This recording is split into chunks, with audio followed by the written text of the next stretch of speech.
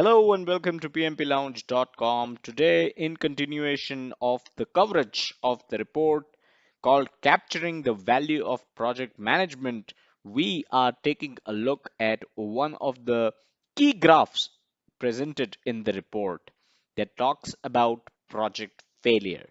So, what causes project failure? What do you think are the top three causes of project failure? Do reply to us in the comments if you have any personal experiences on what caused your project to have maybe missed a deadline or missed certain requirements or miss any milestones, the key milestones, right? So, what causes project failure? And we are going to take a look at the graph. And of course, this is an exhaustive study by PMI. This report, again, I'd like to mention here that the report we are referring to is called Capturing the Value of Project Management, and I will link to the report in the description box below so you can go over to that link and download the report for yourself. It's a beautiful report, it's available for free. You don't have to do anything. All you need to do is go on to the link present in the description and download it for yourself. All copyrights acknowledged. So, I was talking about what are the top three reasons for any personal experience that you have on project failures, missing milestones, um, overshooting the budget, etc., etc. So, do let us know about that, and let's take a look into the graph now. So, there you have it. So many reasons of project failures, right? So, the question that PMI posed for this graph was, of the projects started in your organization in the past 12 months that were deemed failures, what were the primary causes of those failures? Number one cause of failure is change in organization's priorities. 40% projects have failed because the organization's priorities have changed. Is this something the project manager can do um, to solve this? Is there anything that the project manager can do? Not much, right? Very limited actions that the project manager can take to influence this. Organization's priorities are decided by the CXO level top executives of an organization. And if there's a change in the organization's priorities, there's very little that a project manager can do to drive the project to successful completion. Number two, inaccurate requirements gathering. Now, this is something a project manager needs to totally own up. This is something the project manager is accountable of. Requirements gathering is a very important aspect of project management, and if the requirements gathering has been inaccurate, that means it is the accountability of the project manager. 38% is the figure here. Change in project objectives. Again, just like organizations' priorities getting changed, there could be change in the objectives of the project as well. But personally, I think project manager has a lot of influence over the objectives of the project. Of course, if the sponsor comes up and kind of defines the project objectives in a certain way on day one and in another certain way on day 90, then the project manager might not have much of an influence. But overall, in terms of the project team, the project manager will have quite an influence to make sure the objectives of the project aren't changing. Opportunities and risks were not defined, 30%. Now, again, this is 100% accountability of the project manager to make sure the risks are being uh, tackled, the risks have the response strategies attached to them. There is a risk management plan, an exhaustive risk management plan to be more precise, and the opportunities, the positive risks, that is. So this is directly accountability of the project manager to make sure the risks are taken care of. We actually have a very um, small video, a brief explanation of risk management, which is not from the perspective of PMI as such, but will give you a good starting point to understand what risk management is. And I'll link to that video in the description below so you can check that out. Moving on, inadequate or poor communication, 30%. As similar to opportunities and risks, 30%. It's the same figure here. And again, this is something the project manager has control over. There needs to be a communication management plan. If there's no communication management plan, or if the project manager herself is not a good communicator, of course, this will lead to poor communication. And again, 30%.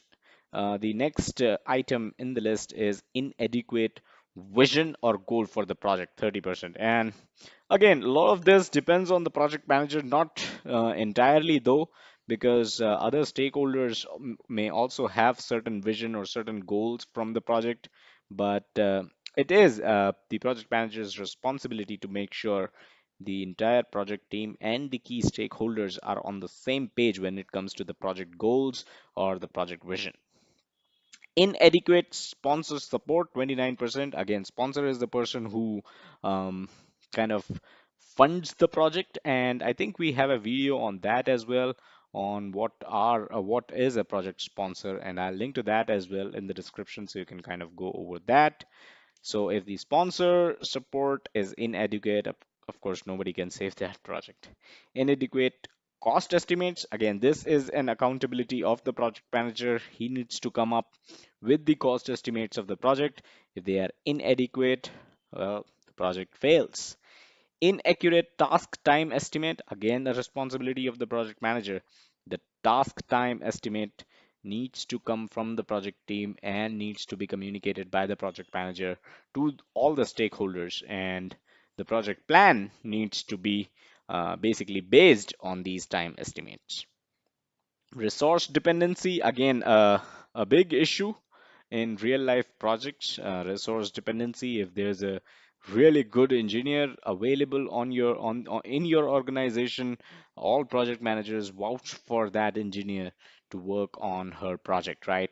So yeah, resource dependency, again, a key issue, a key resource, a key, I'd say, point for the failure of project.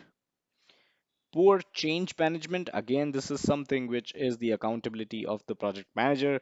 A change management plan should be in place, and each change must be evaluated, and it should be kind of taken care of by the project manager to make sure the project has a change management plan, and if there is any change that shows up, it is approved by everyone. Moving on, inadequate resource forecasting, 23%. Again, this is kind of forecasts the numbers that a project manager must come up with um, by the calculations or by the data that he has available, he has handy, right? So we have seen task estimate, we have seen cost estimate, and now resource forecasting, again, a kind of estimate as well, which leads to project failures. Inexperienced project manager, again, the project manager herself, if she's not experienced, of course, the project is mm, going to go down.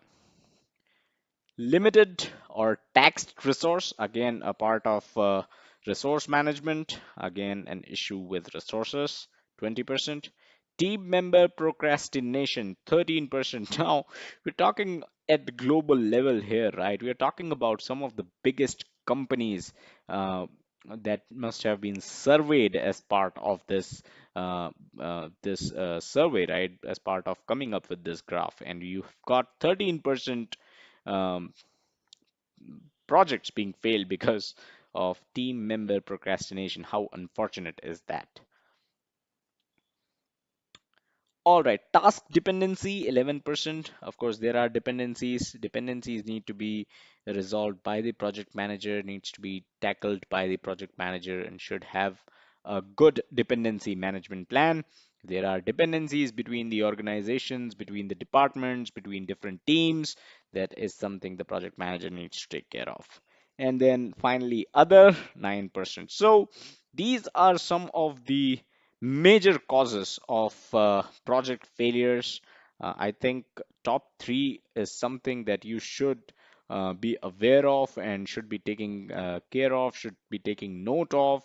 And if this is a question that is asked in an interview, you can crack that right. You have the data with you, you have the answer ready with you. This is also something you can make use of in your corporate presentations and make sure if there's a new program coming up, and if you're in charge of that, make sure that you present this data to your team so that they can work on this and make sure their projects do not fail. So change in organization's priorities, inaccurate requirements gathering, change in project objectives are the top three reasons for project failures. So that is all that we had with this video. Hope you enjoyed it. Do hit the like button if you did. Subscribe to this YouTube channel if you haven't done so already, and check us out on our social media, facebook.com/PMP Lounge and twitter.com/PMP Lounge. As always, do check out the website pmplounge.com, your number one free resource for PMP exam as well as project management industry information. Thank you.